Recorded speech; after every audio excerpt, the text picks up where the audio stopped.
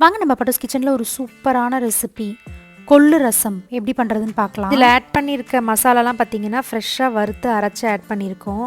இது கூடவே ஓமம் ஆட் பண்ணியிருக்கிறதுனால இந்த ரசத்தோட ஸ்மெல்லே பார்த்தீங்கன்னா டிஃப்ரெண்ட்டாக இருக்குது. நிறைய கொத்தமல்லி எல்லாம் ஆட் பண்ணியிருக்கிறதுனால ஒயிட் ரைஸோடு சேர்ந்து சாப்பிடும் போது பார்த்தீங்கன்னா டேஸ்ட்டே அல்டிமேட்டாக இருக்கும். வாங்க இந்த ரெசிபி எப்படி பண்ணுறதுன்னு பார்க்கலாம். இந்த ரெசிபிக்கு தேவையான எல்லா பொருளும் பார்த்தீங்கன்னா ரெடி பண்ணி எடுத்து வச்சுருக்கேன். ஒரு சின்ன பீஸ் புளியை அரை கப் தண்ணியில் ஊற வச்சு நல்லா கரைச்சி எடுத்து வச்சுக்கோங்க.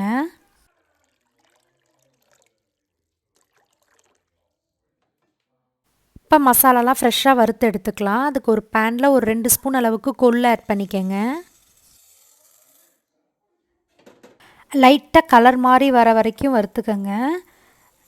லோ ஃப்ளேம்லேயே வச்சு 5 to 6 மினிட்ஸ் வறுக்கும் போது பார்த்திங்கன்னா வாசம் வந்து கலர் சேஞ்ச் ஆகி இந்த அளவுக்கு வரும்போது மிக்சர் ஜாரில் ஆட் பண்ணிக்கோங்க.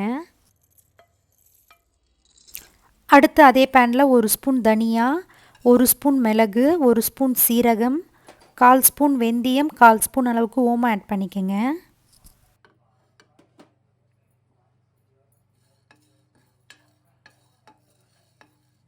இதையுமே பார்த்திங்கன்னா லோ ஃப்ளேம்லேயே வச்சு கலர் மாதிரி வர வரைக்கும் வறுத்து மிக்சர் ஜாரில் ஆட் பண்ணிக்கோங்க.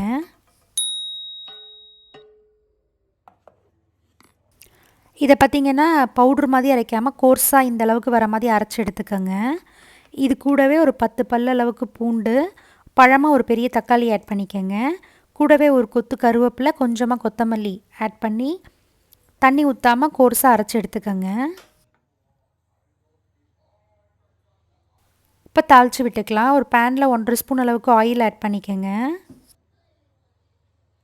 கூடவே 1/4 ஸ்பூன் அளவுக்கு கடுகு, உளுந்து, சீரகம், வெந்தயம் ஆட் பண்ணிக்கோங்க.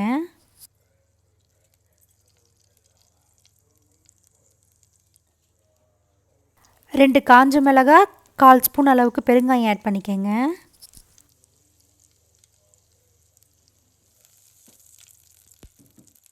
கூடவே அரைச்சி வச்சுருக்க மசாலா எல்லாத்தையுமே ஆட் பண்ணிக்கோங்க.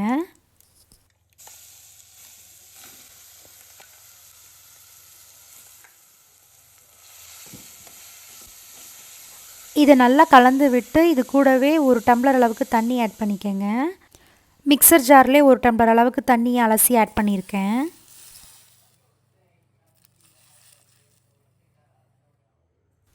கூடவே 1/2 ஸ்பூன் அளவுக்கு கல்லுப்பு, 1/2 ஸ்பூன் அளவுக்கு மஞ்சத்தூள் ஆட் பண்ணிக்கோங்க. கரைச்சி வச்சுருக்க புளி தண்ணியும் சேர்த்துக்கோங்க. கல்லுப்பெல்லாம் ஆட் பண்ணியிருக்கிறதுனால ஒரு வாட்டி நல்லா கலந்து விட்டுக்கோங்க.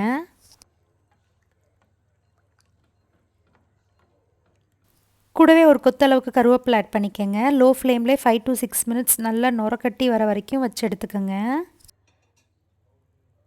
ரொம்ப கொதிக்க விடாமல் இந்த அளவுக்கு கொதி வர ஸ்டார்ட் ஆகிற ஸ்டேஜில் ஸ்டவ் ஆஃப் பண்ணிக்கோங்க.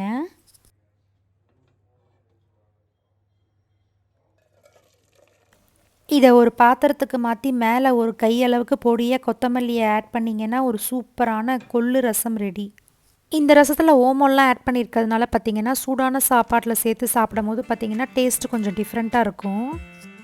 கோல்டன் கஃப் இருக்க டைமில் இந்த மாதிரி ஒரு ரசம் செஞ்சு சாப்பிட்டு பாருங்கள், நல்ல டிஃப்ரென்ஸ் தெரியும். ஸோ கண்டிப்பாக இந்த ரெசிபியை நீங்களும் உங்கள் வீட்டில் ட்ரை பண்ணி பார்த்துட்டு எப்படி இருந்ததுன்னு கமெண்ட் பண்ணுங்கள்.